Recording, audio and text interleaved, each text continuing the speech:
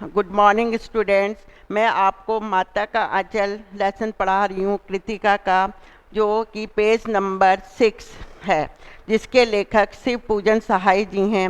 अभी तक मैंने आपको बताया था कि लेखक कहते हैं कि मेरे पिताजी सुबह उठकर मुझे नहला धुलाकर तैयार करके और मेरे माथे पर भभूत का तिलक लगाकर, मेरी लंबी लंबी जटाएं थी, वह जटाएं होने के कारण वह मुझे भोलानाथ कहकर पुकारते थे, जबकि मेरा नाम तारकेश्वर था।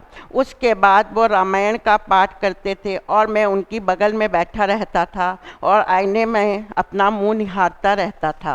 पूजा पाठ कर लिखने के बाद मेरे पिताजी राम राम लिखकर अपने बही खाते में 1000 बार राम राम लिखते थे और मैं उनके पास ही बैठा रहता था। और राम राम लिखने के बाद वह उस राम राम की बहकाते को रामायण की पोथी के साथ ही रख देते थे। फिर 500 बार कागज के छोटे छोटे टुकड़ों पर राम राम लिखकर आटे की गोलियों में लपेटकर उन गोलियों को लेकर गंगा जी की ओर चल पड़ते थे। उस समय मैं उनके कंधे पर विराजमान मतलब बैठा रहता था। जब वह गंगा में एक एक आटे की गोली फेंक कर मछलियों को खिलाते तो मैं उनके कंधे पर बैठे बैठे हंसता रहता था। जब वह मछलियों को चारा देकर घर की ओर लौटने लगते तब बीच रास्ते में झुके पेड़ों की डालों पर बैठाकर मुझे झूला झुलाते थे। यहाँ तक पढ़ाया। आज मैं इससे आगे पढ़ा रही हूँ। लेखक कहते हैं कि उसी समय मेरे पिताजी मुझसे कुश्ती करते थे और मुझको खुश करने के लिए जानबूझकर मुझसे हार जाते थे। यह उतान पर जाना और हम उनकी छाती पर चढ़ जाते थे। यहाँ उतान का अर्थ होता है पीठ के बल लेट जाना। मेरे पिताजी पीठ के बल लेट जाते थे और मैं उनकी छाती पर बैठ जाता था।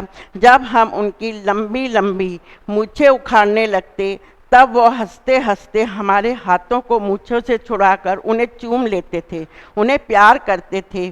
फिर जब हमसे खट्टा और मीठा चुम्बन मांगते थे, छोटे छोटे बच्चे हैं और पिताजी उनसे कहते थे कि तुम मुझे प्यार करो, तो हम बारी बारी से अपना बायां और दाहिना गाल, तो बचपन में बच्चों को माता पिता इसी तरह प्यार करते हैं, तो उनके सामने मैं अपना बायां और दाहिना गाल रख देता था और वह मेरे बाएं गाल पर खट्टा चुम्बन कहकर और दाहिने गाल पर मीठा चुम्बन लेने कहकर कह देते थे और अपनी दाढ़ी और मूँछों को मेरे कोमल गालों पर चुबो देते थे। मैं झुंझला कर, मुझे गुस्सा आता था, फिर भी उनकी मूछें नोचने लगता था। इस पर वह बनावटी रोने लगते थे। हम अलग खड़े होकर खिलखिलाकर हंसने लगते थे। लेखक कहते हैं इसी समय उनके साथ हंसते हंसते जब हम घर आते तो उनके साथ ही बैठकर चौके पर, चौका कहते हैं रसोई घर पर, चौका कहा जाता है यहाँ, रसोई घर पर खाना खाते थे। वह हमें अपने हाथों से फूल के एक कटोरे में गोरस कहा जाता है गाय का दूध, गौरस को कहा जाता है गाय का दूध और भात छानकर खिलाते थे। एक कटोरे में गाय का दूध ले लेते थे, भात कहते हैं चावल, उनको मिलाकर हमें खिलाते थे। जब हम खाकर अफर जाता, अफर मतलब भर पेट से अधिक खा लेना, भर पेट से अधिक खा लेना, तो मैया थोड़ा और खिलाने के लिए हट करती। यहाँ मैया कहा गया है माँ को।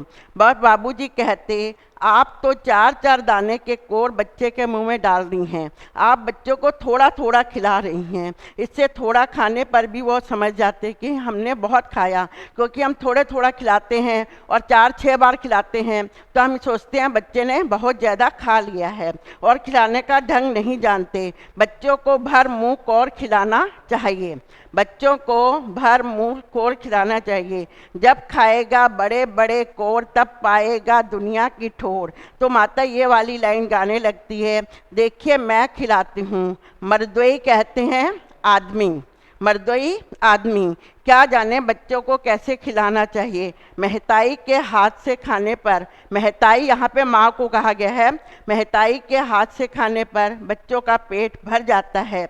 यह कहकर वह थाली में भात छानती हैं, दही और भात चावल को मिलाती हैं और अलग अलग पक्षियों के नाम लेकर उनको खिलाती हैं। पहला कोर वो खिलाती हैं कि ये तोते का कोर है, इससे बच्चा खा लेता है। दूसरा कोर ये मैने का कोर है। तीसरा कोर कहते हैं वो कबूतर का कोर है। चौथा कोर कहती हैं ये वह हंस का कोर है। पांचवा कोर कहती हैं मोर का कोर है।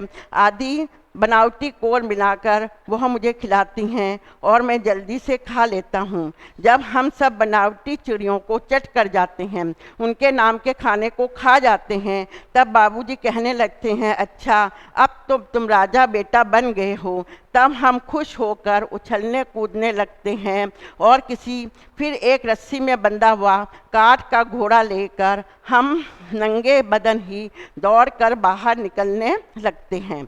लेखक बता रहे हैं जब जब कभी मैया हमें अचानक पकड़ लेती है, इस बीच मेरी माँ हमें अचानक पकड़ने को आती है और हम छटपटा जाते हैं, तो वह चुल्लू में तेल लेकर सरसों का तेल लेकर हमारे सिर पर डाल देती है।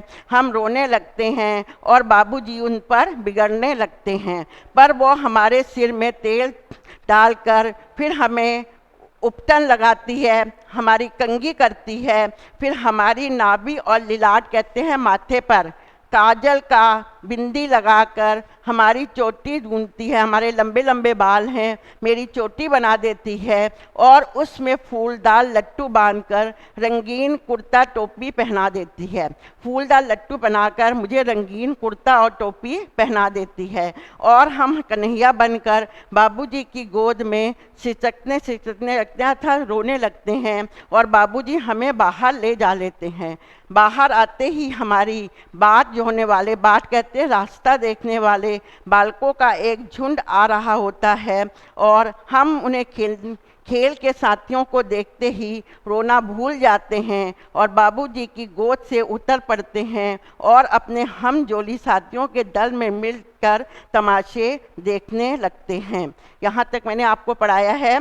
इसमें इसके क्वेश्चन आंसर हैं, एक दो मैं आपको बताती हूँ कि वो आपको मैं कल बताऊंगी। और यहाँ पे आज 8 का पाठ पूरा हो गया है।